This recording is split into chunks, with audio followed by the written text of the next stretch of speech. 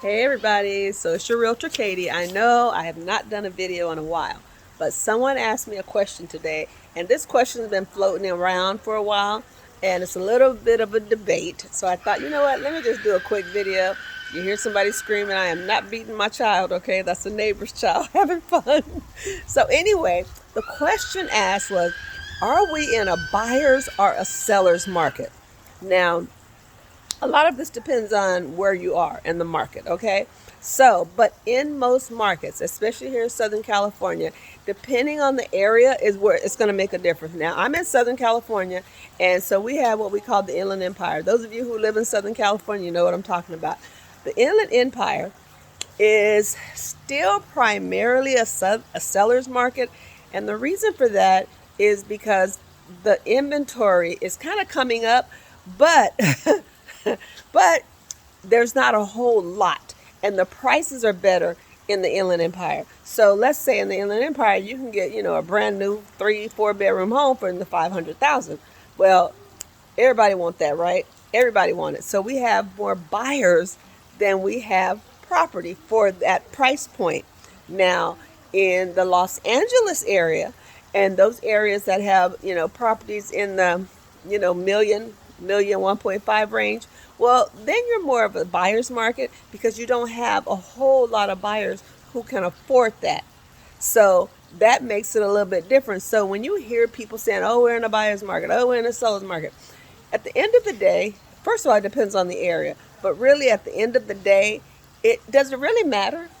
If you're a buyer and you need to buy, you're going to buy. It doesn't matter what kind of market you're in. If you're a seller and you need to sell, you're going to sell.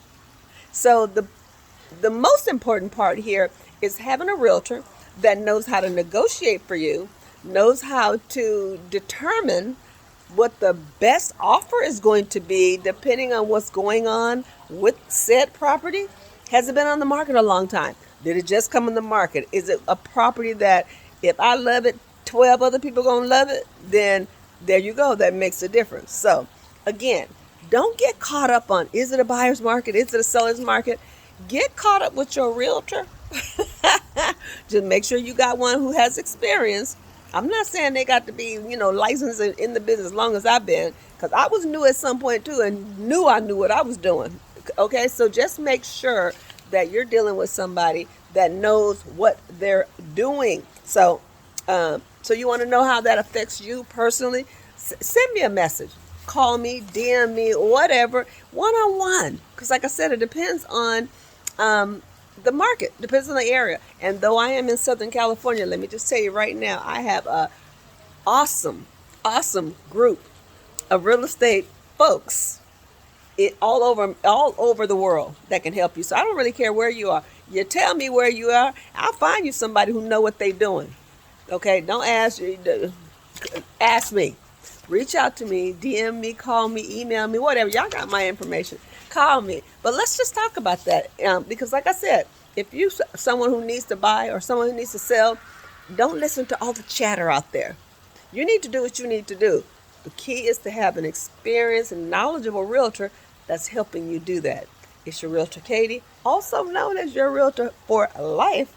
And I'm going to see y'all later. But you know what, real quick, I'm at my friend's house. I'm going to show y'all this. Look at this. They're trying to have a little stream at the back of their townhouse. Look at that. The kids was hollering, but they're not hollering no more. It's your realtor Katie. DM me.